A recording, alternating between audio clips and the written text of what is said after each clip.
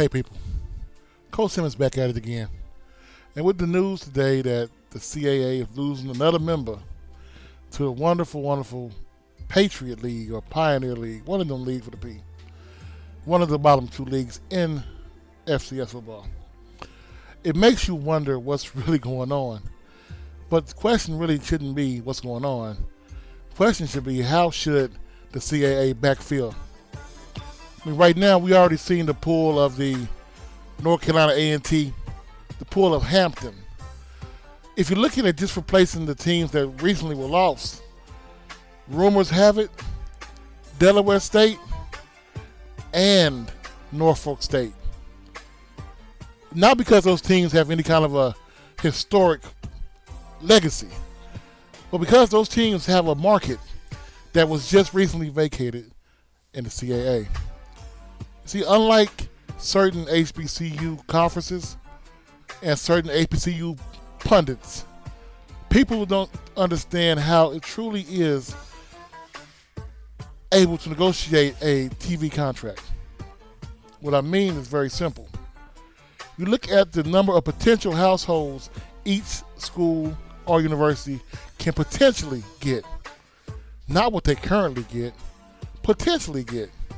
Because the thing is, it's up to the network to reach out and get those eyes. Now the school has to maintain them, yes. But whatever network you're on has to reach out and get that attention. So when you look at the conference realignment currently in the FCS, we know certain schools are going to be pulled up. Yeah, we saw the Missouri State leave, and that was a big shock. But with Richmond leaving, that's a greater shock to the system of the FCS because they didn't move up. In all theory, they moved down. But let me ask you this question. Very quick question. If you have one conference that's losing teams, one conference that's sort of stable but can't afford to lose anybody else, what do you do?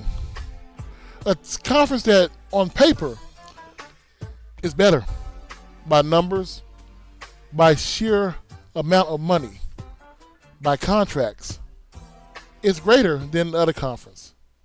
And you just want to have a recruiting league, a recruiting edge in that region. Now we know we have the Elons and schools like that, but with CAA, you want to have a team in Virginia that has a name, a team in Delaware that has a name. Not a name big enough to actually cause you to lose games, but a name big enough to actually get recruits to say, hey, I can go to New Hampshire and I can go get the HBCU experience once a year and then come back to New Hampshire and eat on my lobster rolls. This is what I'm trying to tell you, people. Right now, the CAA is in a tug of war with the MEAC. I don't give a damn what anybody tells you. I know firsthand the CAA is reaching out to certain schools. I said those schools already before. I'm not going to say them again. If you want to know who I'm talking about, go listen to the beginning of the damn video.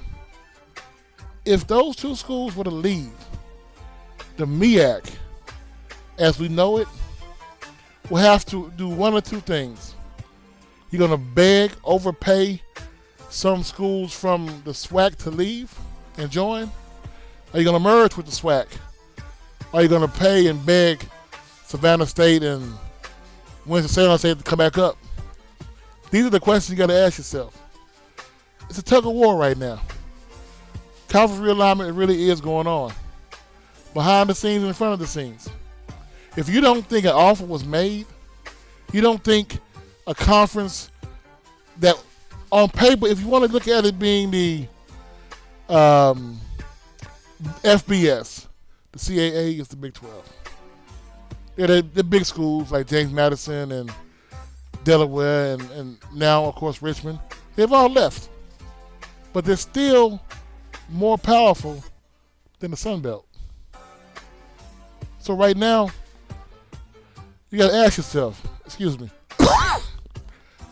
is the MEAC strong enough to say just stay because we're all HBCUs.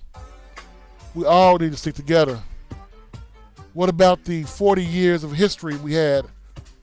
Is that strong enough to say no to money? We all know what happened to Hampton. It happened to A&T. They left, and a lot of their fans left with them. So by saying that, you're thinking that Norfolk State and Delaware State will lose fans, lose support, lose a crowd when it's not playing against HBCUs. May I ask you a question? How does that Delaware State crowd look right now when they are playing against HBCUs?